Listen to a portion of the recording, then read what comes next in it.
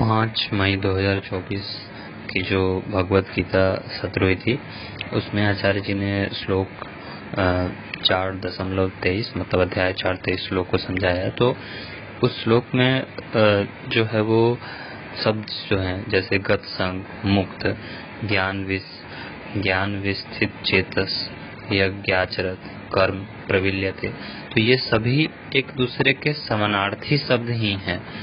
और यह आत्मज्ञानी के लिए जो है वो आत्मज्ञानी भी इन्हीं का समानार्थी है। निष्काम कर्मी जो है वो इसी का समानार्थी है।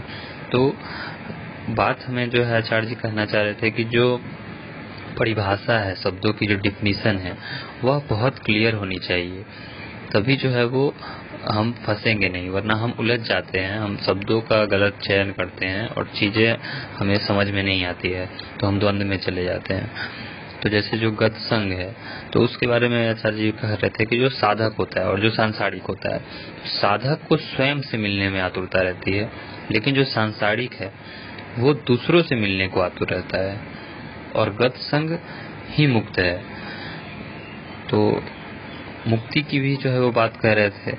तो मुक्ति में जो है वो जो बंधन से ही मुक्ति चाहिए, तो बंधन क्या, तो जो मेरे स्वभाव को रोके वो बंधन है। और जब संभावना होती है कि टूटने की, तभी जो है वो बंधन से मुक्ति भी मिल सकती है। तो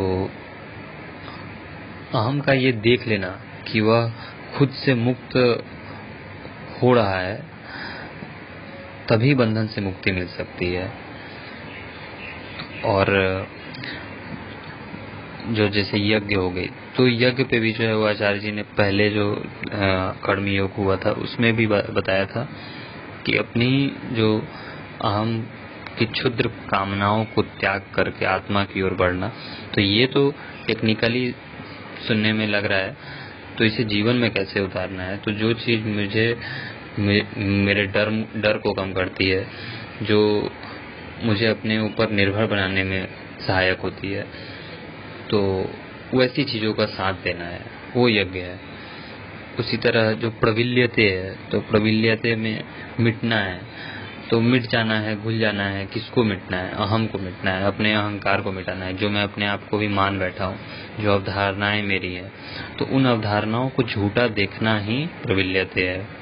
फिर जो प्रश्नोत्तर सत्र हुई थी तो उसमें भी कलाचार्य जी ने जो है वो जो जातिवाद है उसके बहुत ही खिलाफ में बोला था, और जो राम का विरोध करते हैं तो वो पहले 4 राम की बात जो कबीर साहब ने करी थी, तो पहले राम का विरोध करते हैं और हमें चौथे राम तक जाना है। तो कहीं ना कहीं हमें इस बारे में और जो है वो सोचने के लिए प्रचार की ज़रूरत है, ताकि लोग का मत बदल सके और लोग पहले राम से उठकर चौथे राम तक जा सके।